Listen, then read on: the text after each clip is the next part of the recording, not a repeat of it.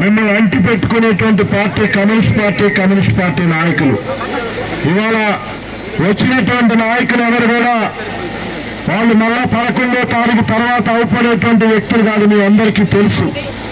స్వాతంత్రం వచ్చిన దగ్గర నుంచి ఈ గ్రామం కమ్యూనిస్ట్ పార్టీకి అండగా నిలబడుతున్నటువంటి విషయం కూడా మీ అందరికీ తెలుసు. నేను ఎక్కువ చెప్పను.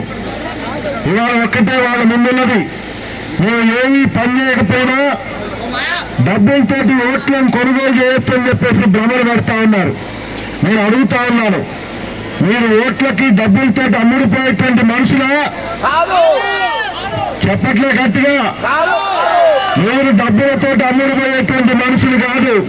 నిబద్ధతతోటి కమ్యూనిస్ట్ పార్టీని రేపు 11వ తారీఖు జరిగేటువంటి ఎన్నికల్లో మీరు ఇక్కడ 2 వార్డులను కూడా అత్యధిక మెజార్టీతో గెలిపించాల్సినటువంటి అవసరం ఉన్నది. వాళ్ళకు కూడా తెలుసు ఈ 31, 32 ఏదిలాపురంలో మనం పోటీ చేసేటువంటి 7 వార్డుల్లో కూడా వాళ్ళకి విజయం రాదని తెలిసిపోయే ఏదో ఒక ప్రచారం చేసి ఏదో ఒక పద్ధతుల్లో డబ్బుల సంచులు తీసుకొచ్చి ఇక్కడ గెలవాలని ప్రయత్నం చేస్తా ఉన్నారు. నేను మీ అందరికీ ఒక్కటే మనవి చేస్తా ఉన్నారు, మీరు వేసేటువంటి ఒక్క ఓటేస్తే ఇవాళ మీరు కంకి కోడలికి వేసేటువంటి ఓటు రేపు మీ జీవితాలను బాగు చేసుకునేటువంటి ఓటు. ఇతరులకేస్తే మన భవిష్యత్తు బాగోదు. ఇతరులకేసేటువంటి ఓటు వేస్తే అన్ని 5 సంవత్సరాలు మనం బాధపడాల్సి వస్తుంది.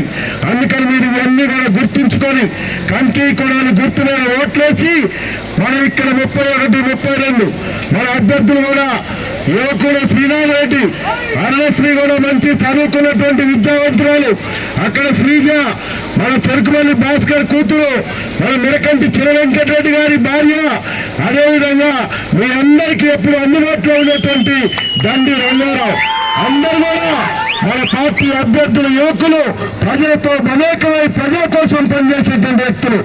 అమరజీవి దండి భాస్కర్ మన అధ్యక్షుడు లేడు, ఆయన ఆత్మ నన్ను చూస్తా ఉంది. ఆయన చనిపోయేటప్పుడు చివరి క్షణాల్లో కూడా ఏం చెప్పాడో ఒక్కసారి మనం అందరం గుర్తు చేసుకోవాలా. కానీ దండి భాస్కర్ చెప్పింది, నేను చనిపోతున్నా, నాకు తెలుసు నేను చనిపోతున్నాను, మీరు బాధపడొద్దు, నేను కూడా సంతోషంగా చచ్చిపోతా, కానీ మీరందరూ కూడా ఎప్పటికీ ఎర్ర జెండాను ఏదిలాపురం గడ్డ మీద ఎగరవాలని చెప్పేసి కామెల్ దండి భాస్కర్ చెప్పాడు.